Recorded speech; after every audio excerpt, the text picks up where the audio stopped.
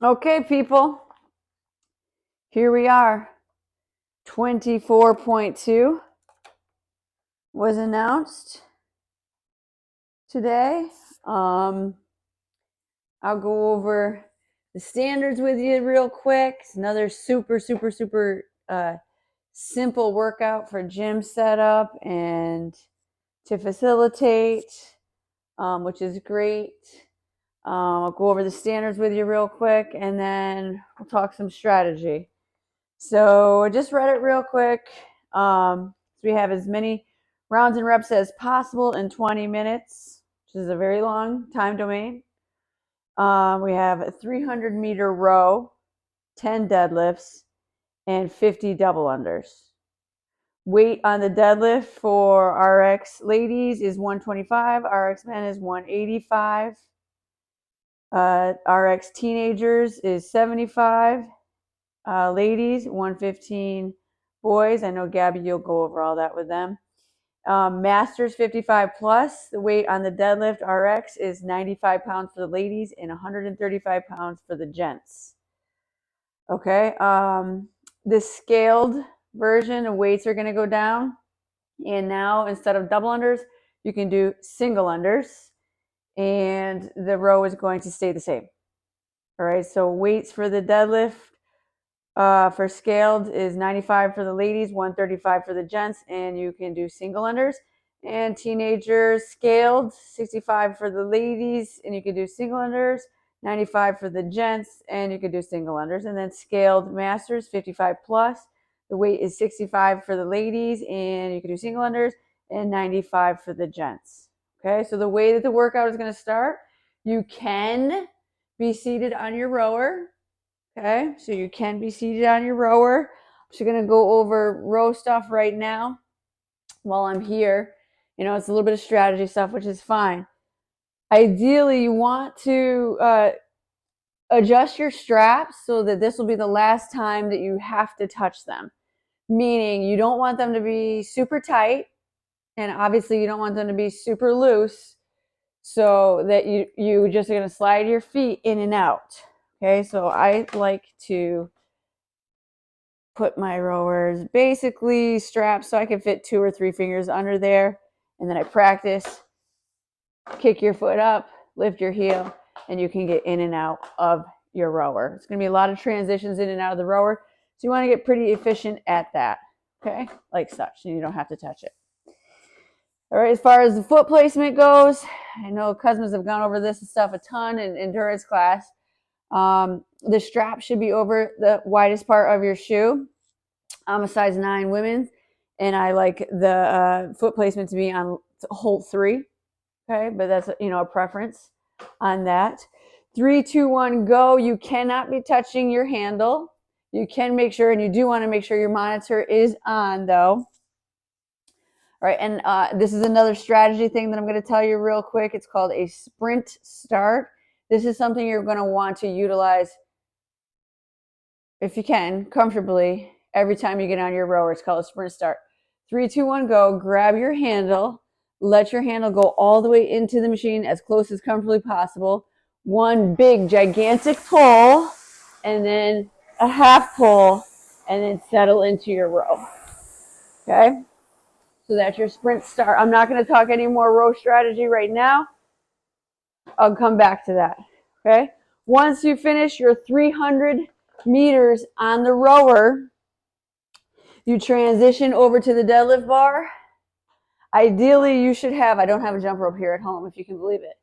You should have your jump rope set up in between your rower and your deadlift bar. So now you're going to walk over your jump rope to your deadlift bar, and there's a reason for that. I'll tell you in a second. Okay, and you're going to grab your deadlift bar, and you're going to give 10 deadlifts. You can use any grip you want. You can mix grip. You can same grip. I think you can even underhand, but please don't do that. Okay, so any grip that you want, 10 deadlifts. Okay, bar goes down, grab your jump rope, and you have your 50 double unders or 50 single unders. Once you finish those, set your jump rope down, and you are back on your rower. Okay, pretty simple. Pretty simple. You can have somebody reset your rower monitor every time you get off of your rower. You can have somebody reset your rower monitor.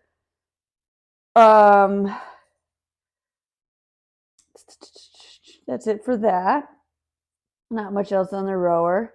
You cannot wear gymnastics grips, which help the deadlift and the row. You can't wear any grips. Your rower can get reset by somebody else. There's no tie break time to keep track of for this one. And just in terms of scoring at the end of the 20 minutes, so the way that the row is scored, every 10 meters equals 1 rep, and people will help you out with this. Also, if you want to print out your score sheets again, that'd be great. I will I'll include that link in this post here. So every 10 meters is 1 rep.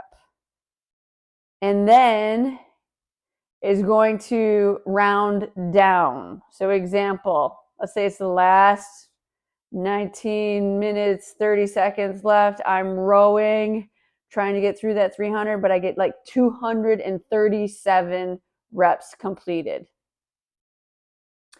Once the clock expires at 20 minutes, the rower keeps recording meters. Those count from what I read.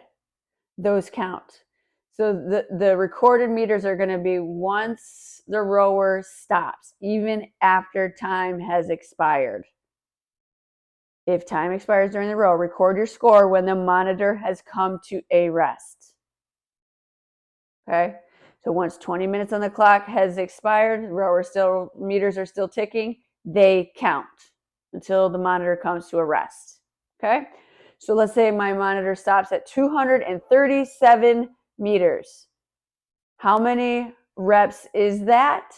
Each 10 meters is 1 rep. I'm going to round down. So that'll be 23 reps. Okay. So I got 237 meters. That equals 23 reps. Again, we'll help you out with that. But it'd be good if you kind of knew a little bit about that coming into tomorrow. Okay?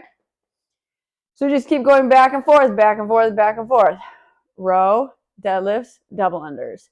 Row, deadlifts, double unders. And it's going to be set up like this. We talked as a coaching staff a little bit.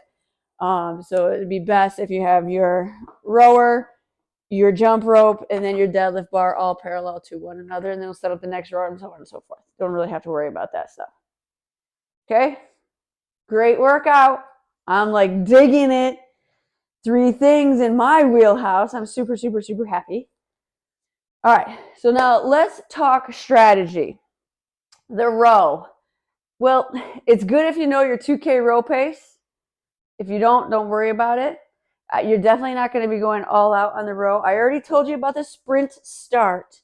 Now, I'm going to pay attention to a couple things when I row. It's 300 meters. I'm going to try to get 10 meters in a pull, and I'm going to try to finish my 300 meters and as close to 30 pulls as possible. I don't count my sprint start pulls, though. So I don't count those. But once I settle into that, I might just start counting from there to 30 in my head rather than watching the meters or watching that. That might be the strategy that I use, that I count to 30. And that's 30 pulls. So you get your sprint start. And then I'm going to settle in. My pacing, I'm going to try to have as few strokes per minute as possible. So right here, I'm about 20 strokes per minute. It says it on my monitor. And I'm rowing at 2:05 pace. That's a little fast. Okay. I know my 2K row pace is probably like a 7:55, maybe 7:50. So that's like maybe like a 1:55 pace is my 2K pace. I want to be about like 10 seconds slower than that maybe. So I think comfortably I should be rowing around like a 2:05, 2:10 maybe. for this. That might even be a little fast. I'm going to have to practice it.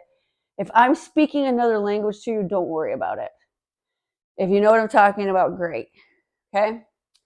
Strokes per minute. If I'm speaking another language to you because you don't know the 2K row pace, all that stuff, a couple things for you newer athletes to think about tomorrow is your strokes per minute.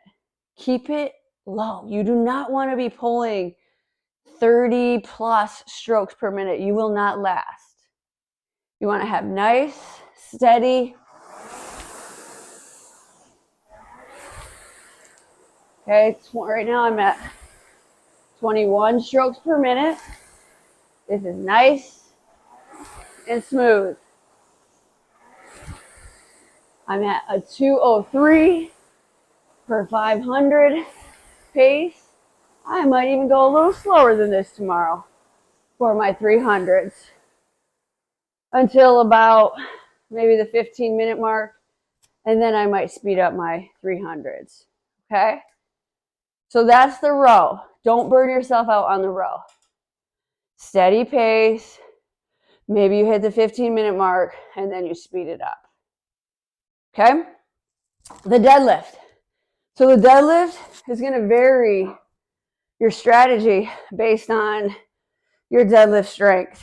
If this is a really light weight for you, which it is for me, maybe you look to go unbroken a little bit. Okay? This is about 35% of my 1 rep max. So I might go unbroken for a while. I'm a little bit torn on what I'm going to do on this one. I might go unbroken for a while, but I'm not going to sprint these deadlifts. I'm not going to be like, I'm going to simply pace them out. And I didn't talk about deadlift standards. So let me talk about that really quick. Very important. Barbell starts on the ground. The plates are on the ground. And you need to stand all the way up to full extension, full knee extension, full hip extension. And then the plates need to touch the ground again. Okay, now you can, if this is a heavy weight for you, you can single it, meaning you can deadlift, drop. Ooh. Deadlift, I'm going to do this smoother. Drop. Deadlift, drop. You get the point. You can do that if this is a heavy weight for you. When I say heavy weight, is this like 70% or higher? Or 65 maybe? 65% or higher of your 1 rep max? Then maybe you need to single these. Okay?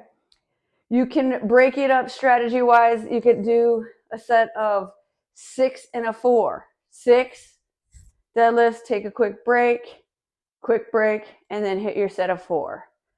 All right. You could, if it's, around a 50% of your 1 rep max, maybe you do, or 55%, maybe you do a set of 4, and then quick break, 3, 3. Okay. So your strategy on your deadlift is really going to be dependent upon how heavy is this for you. Now, again, like I said, it's a very light deadlift for me. I'm still not going to sprint the deadlifts. I'm not going to sprint any part of this. This is a 20-minute workout, except I'm going to move very methodically through my transitions, and I'll show you that in a second as well. Okay? Mixed grip. I'll probably mixed grip it. Will I wear a belt?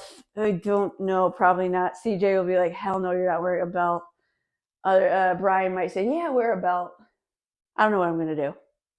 Maybe I'll have a belt nearby just in case, because the deadlift is posterior chain, the rower is posterior chain, so it depends. Okay? Now, to your double unders. Do you have them, right? This is another huge factor in this workout. How efficient are you at double unders? If you have single, double, do them. If you have, I can get one double, do them. You're going to work those for the workout, right? If you've never done a double under before, maybe you scale this, okay? If you have some issues with impact, like ankle, knee, feet, hip, back, if you have anything going on like that and you have never done double unders, I don't recommend that you try getting them in tomorrow's workout. It's going to be a long duration. too long of a duration for you to be working on double unders. And you could cause yourself some serious impact type of injury, and it's not worth it. Okay?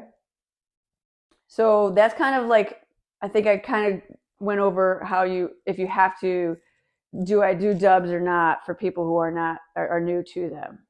Okay, if you have single dubs, or single dubs, do that.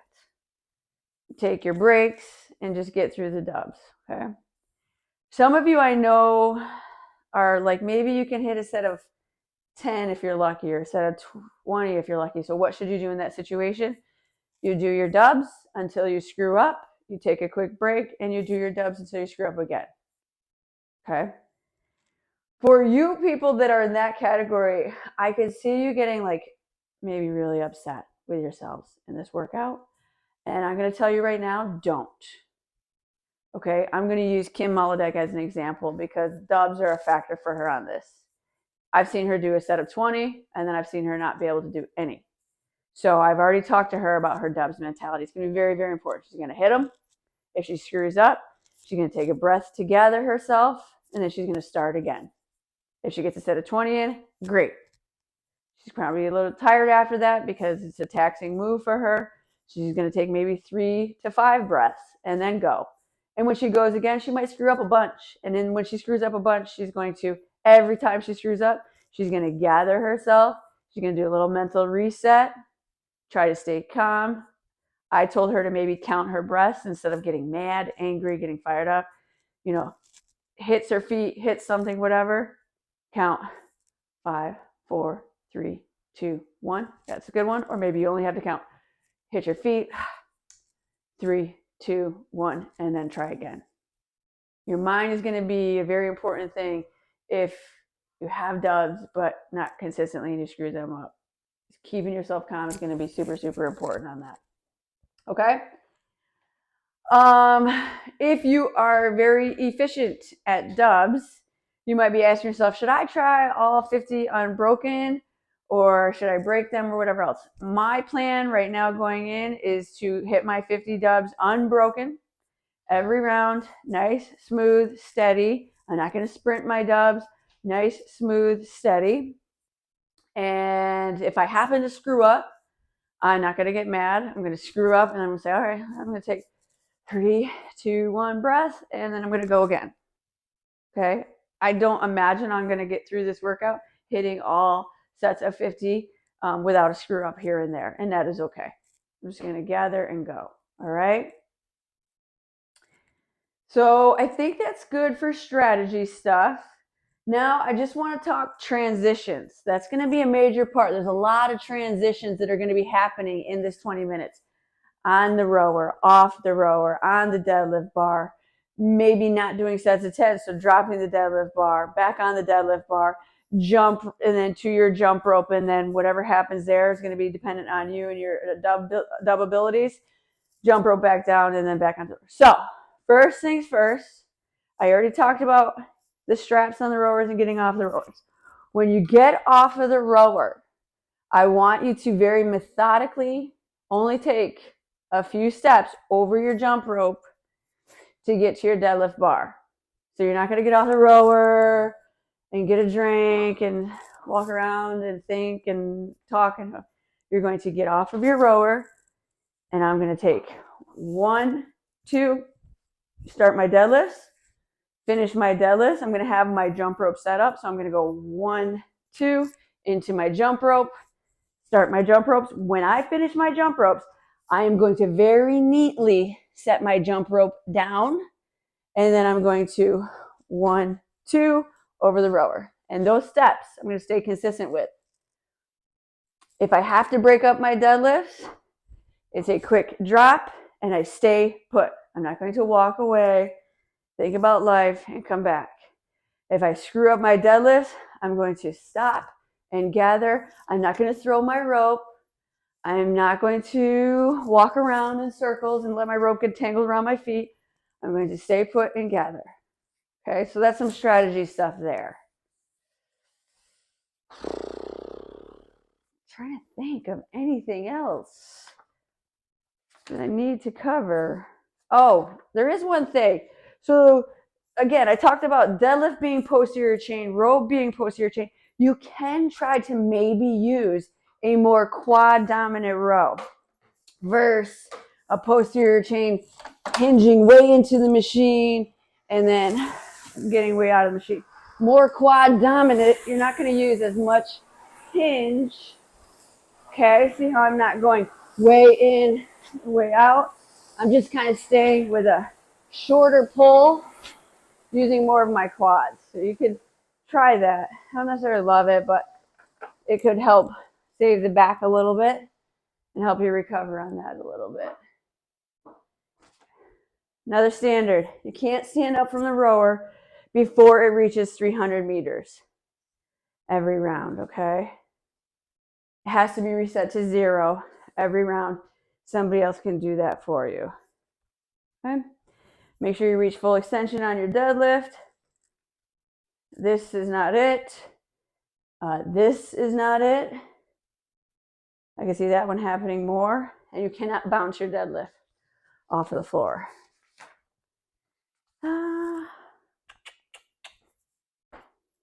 Oh, you can't spin your rope backwards for your double unders. I'm going to try that tomorrow. Now I read that. And you do not credit double under attempts if you are a judge in counting.